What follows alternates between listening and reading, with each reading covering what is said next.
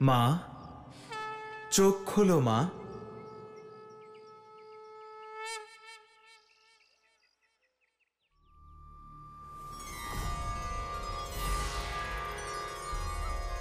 প্রভু,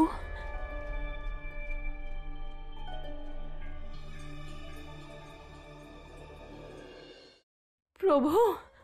না মা, আমি প্রভু নই, তোমার পুত্র আমি।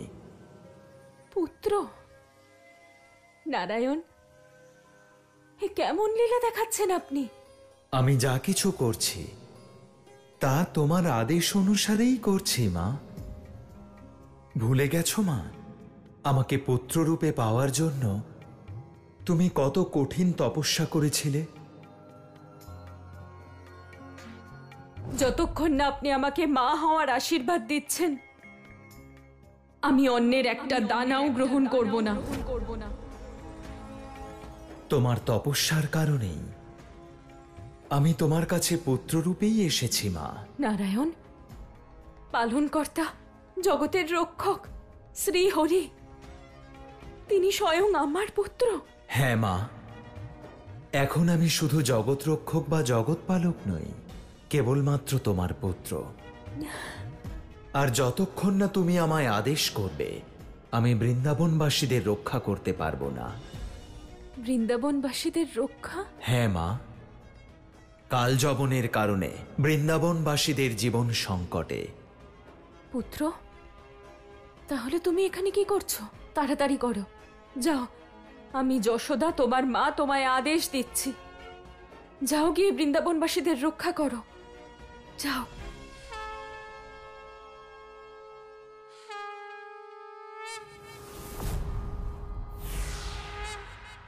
যা পুত্র, বৃন্দাবনবাসীদের তোকে দরকার।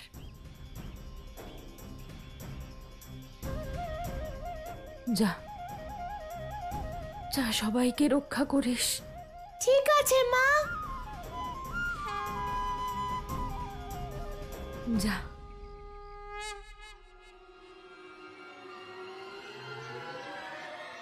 কার প্রতীক্ষা করছো? যে স্বয়ং এখান থেকে পালিয়ে গেছে সে তোমাদের রক্ষা করতে এখানে আসবে নাকি?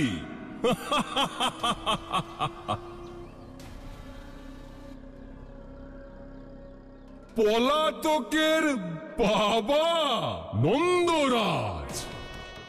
নন্দরাজ, কালযবনের এই সংশয় একটু আপনি দূর করে দিন। প্রথম বলি, যদি গোপিনীদের বদলে তোমার দেওয়া হয় তাহলে কেমন হবে? সেটাই উচিত হবে। পিতার শ্রাদ্ধই তো প্রথমে হওয়া উচিত।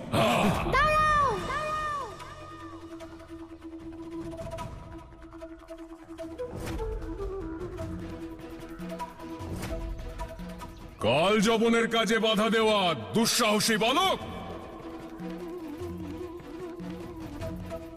আসলে তুমি সেই? কে করতে পারে?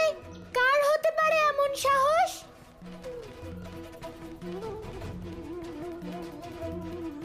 পরম অবতার? সেটা তো আমি জানি না কালযবন, কিন্তু এটুকু অবশ্যই জানি যে আমি নন্দ বাবা আর মা যশোদার ছেলে কানাই, বৃন্দাবনবাসীর কাছে স্নেহের আর গোপিনীদের নয়নের মণি। কানাই বিষ্ণুর পূর্ণ অবতার।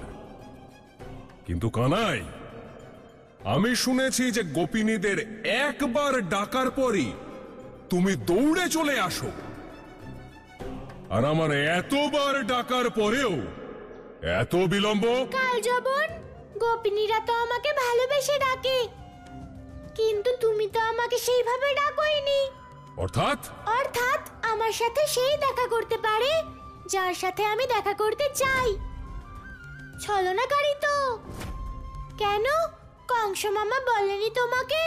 এই পলাতক, কালযবন এখানে তোর বীরত্বের কাহিনী শুনতে আসেনি, বরং আমি তো এখানে এসেছি তোকে এখান থেকে মথুরায় নিয়ে যাবার জন্য।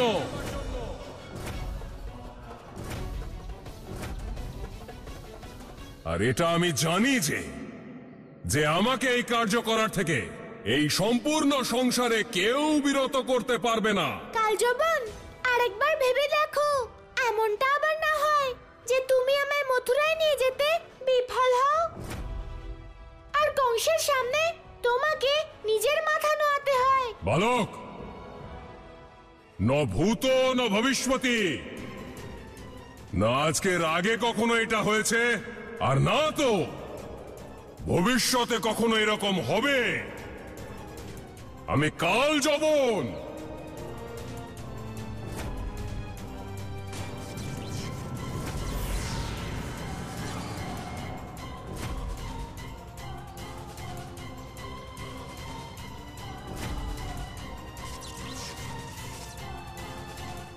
আর তোকে এখান থেকে নিয়ে যাবার জন্য যদি আমাকে এখানে গণহারে নরহত্যা করতে হয় তাহলেও আমি থামবো না।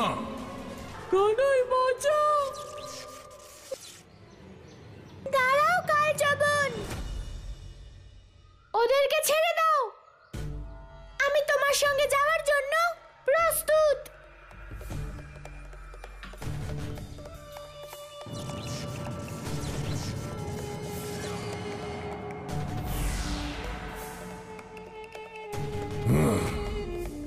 জানতাম আমি কালযবনের সাথে চতুরতা করতে মৃত্যুও ভয় পায়। কিন্তু আমি একটা শর্তেই তোমার সঙ্গে যাব কালজবন।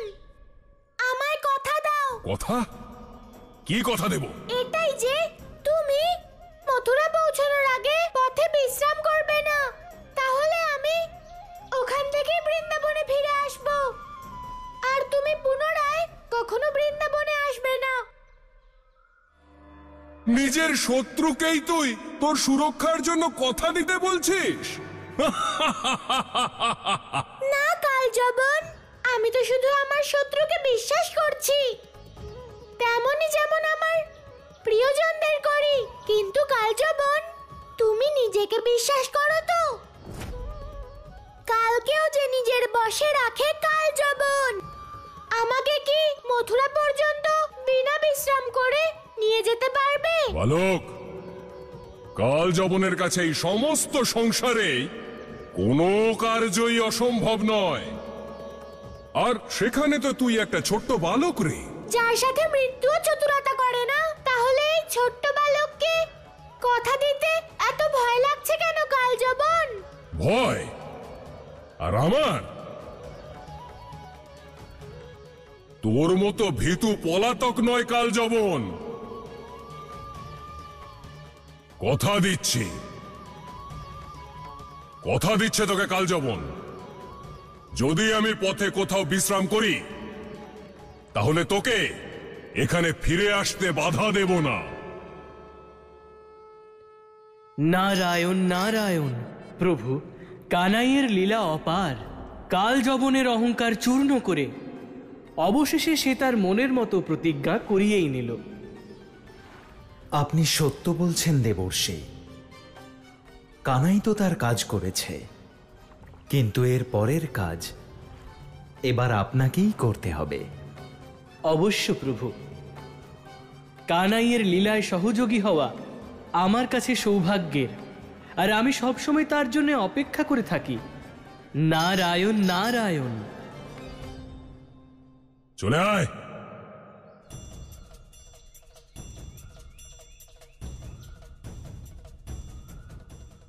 গোয়ালা, এটা তুমি কি করছো? একটা অসুরের কথা তুমি এত তাড়াতাড়ি মেনে নিলে, আর আমার কথা তুমি কখনোই মানো না। গোপিনী, আমি তোমার কথাই তো শুনছি। মানে তুমি সবসময় তো বলো গোপিনী যে আমি প্রত্যেকটা কাজ তোমাকে না বলে করি। তাহলে দেখো, আমি আজকে তোমাকে বলে বৃন্দাবন থেকে চলে যাচ্ছি।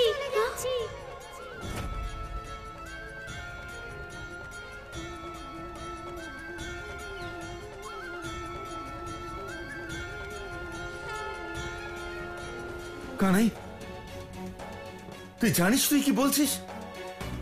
তুই এত বড় একটা সিদ্ধান্ত নেওয়ার আগে নিজের মা বাবার কথা ভাবলি না? এটাও ভাবলি না যে তোর মায়ের মনের উপর দিয়ে কি যাবে? বাবা, আমি আমার মায়ের কানাই। আমি আমার মায়ের অনুমতি নিয়েই এখানে এসেছি। আর ওই কালজবনের সাথে যাচ্ছি। কানাই, তুই বুঝতে পারছিস না এই কাল জবন তোকে মৃত্যুর দিকে টেনে নিয়ে যাচ্ছে। বাবা, তুমি তো বলো যে জন্ম আর মৃত্যু ভগবানের হাতে। কালজবন আমাকে কংসের কাছে নিয়ে যেতে পারবে না, ও আমার কিচ্ছু করতে পারবে না। পিতা পুত্রের কুশল বিনিময় সমাপ্ত হয়ে গিয়ে থাকলে এগোই পরম অবতার। চলো, আসছি গোপিনী।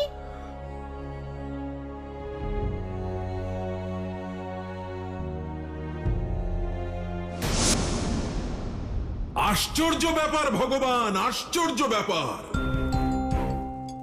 আজ থেকে 6 বছর আগে বিষ্ণুর ওই অংশ, ওই কানাই আমার কারাগার থেকে পালিয়ে গিয়েছিল, আর আজ বিষ্ণুর ওই ভক্ত পালিয়ে গেছে। ধিক্কার জানাই, ধিক্কার জানাই ভগবান।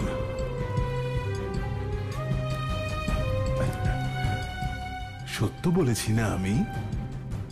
আমার বর্তমান জন্মের স্ত্রী অস্থি প্রাপ্তি।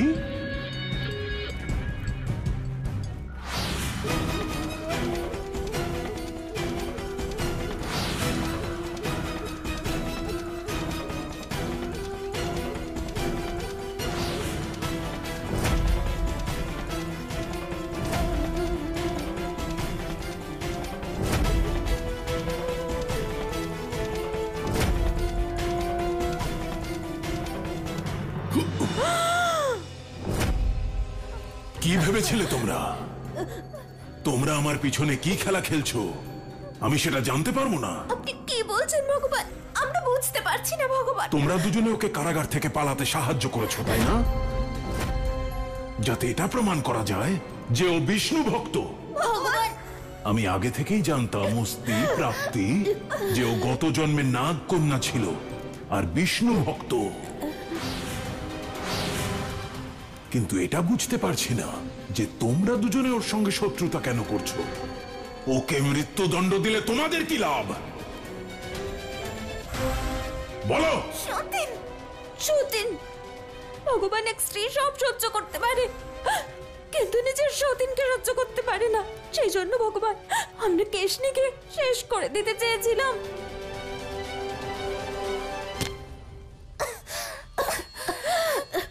সংসারের সব থেকে বড় ঈর্ষা সতীনের প্রতি ঈর্ষা।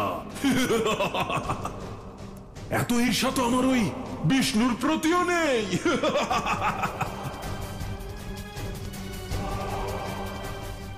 আর জানো তো পুরুষ কিসে সবচেয়ে বেশি আনন্দ পায়? শিকারে। শিকার। অনেকদিন হয়ে গেল আমি কোনো শিকার করিনি। পালাও কেশনী, যত দূর পালাতে পারো পালাও।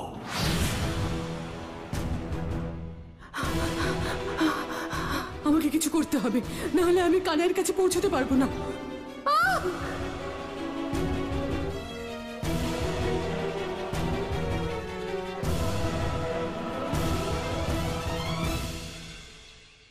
এই সৈন্যরা জানে না যে এরা স্বয়ং মৃত্যুর কাছে এসে দাঁড়িয়েছে।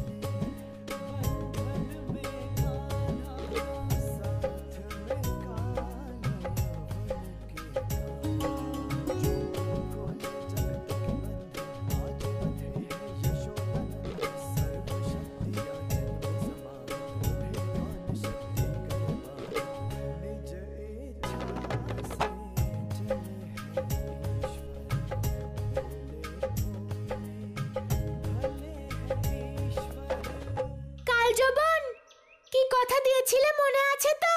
যদি তুমি পথে বিশ্রামের জন্য থামো তাহলে আমি ওখান থেকেই ফিরে যাব।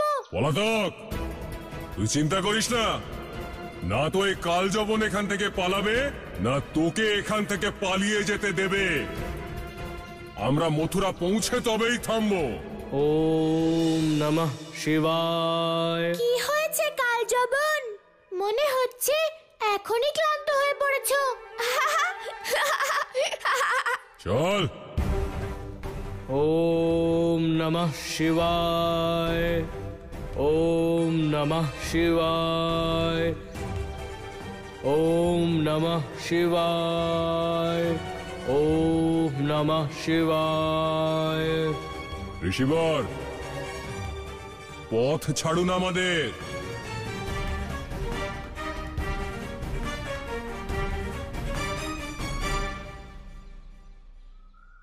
হর হর মহাদেব, হর হর মহাদেব।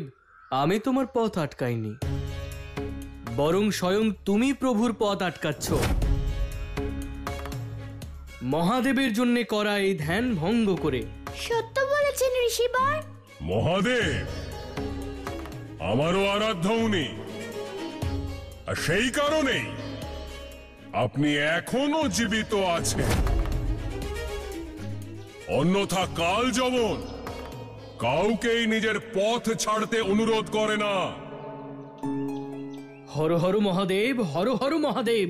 তাহলে কি আপনি যবন প্রদেশের মহাশক্তিশালী, মহাবলশালী, শত্রু বিনাশক মহারাজ কালযবন? কোনো সন্দেহ আছে নাকি? সন্দেহ তো হবেই মহারাজ, কারণ আপনার মতো মহাশক্তিশালী, মহাবলশালী, কাল বিজেতা মহারাজ কালযবন একটা ছোট্ট বালকের হাত বেঁধে নিয়ে যাচ্ছে। একজন ছোট্ট বালককে ভয় পেয়ে আপনার কি লাভ মহারাজ? ঋষিবর, হর হর মহাদেব, হর হর মহাদেব।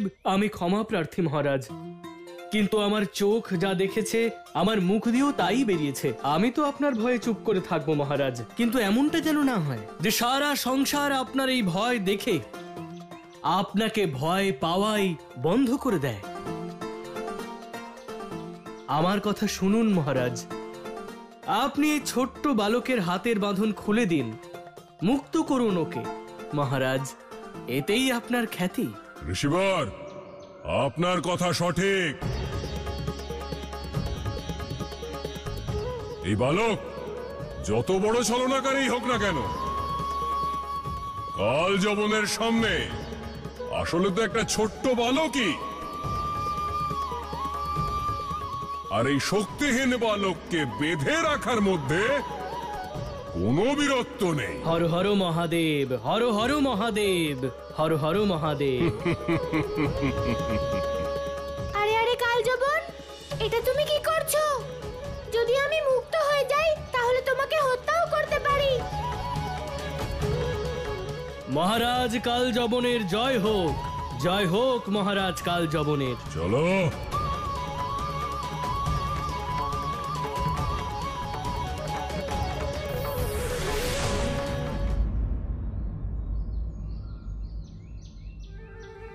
পূর্ণ অবতার, এখনো অর্ধেক রাস্তাও এগোইনি আমরা, আর তুমি এর মধ্যেই হাঁপিয়ে গেছো।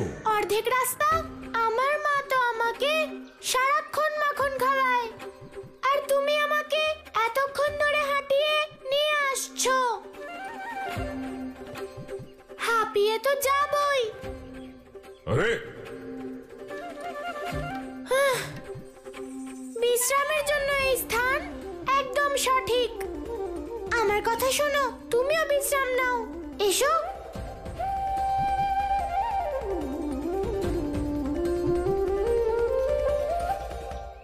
তুমি মথুরা পৌঁছানোর আগে রাস্তায় বিশ্রাম করবে না, না হলে আমি ওখান থেকে বৃন্দাবনে ফিরে যাব। ছলনাকারী বালক, কালযবনকে ছলনা করার চেষ্টা করো না। কালযবন, আমি ছলনা করছি না। আমি তো এটাই দেখছিলাম, তুমি যে কথা দিয়েছিলে সেটা মনে আছে তো? আমি তোমার স্মরণ শক্তি দেখে প্রসন্ন হলাম। এত বেশি প্রসন্ন হওয়ার প্রয়োজন নেই। ওঠো এখন। কাল যবন, এর অর্থ তো এটা হতে পারে না যে আমি বিশ্রাম করব না। একটা কাজ করো, তুমি আশেপাশে চলাফেরা করো, ততক্ষণ আমি একটু বিশ্রাম করে নিই।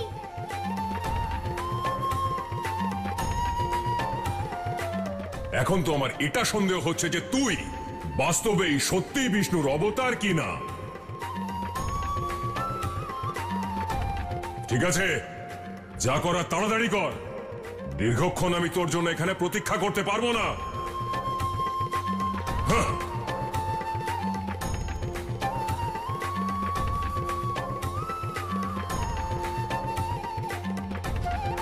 কাল যবন, তুমি যখন এখানে ওখানে চলাফেরাই করছো, আমার জন্য একটু জল নিয়ে এসো। আমার খুব তেষ্টা পেয়েছে। তুই মথুরা গিয়েই জল পান করিস। কাল যবন, যদি তুমি নাই যেতে চাও তাহলে আমি নিজে গিয়ে জল পান করে আসছি, কিন্তু তাতে আরো একটু সময় লাগবে। ঠিক আছে কাল যবন? দাঁড়া, এখানে বস। যতটা বিশ্রাম করা দ্রুত করে নে, আমি তোর জন্য জল নিয়ে আসছি।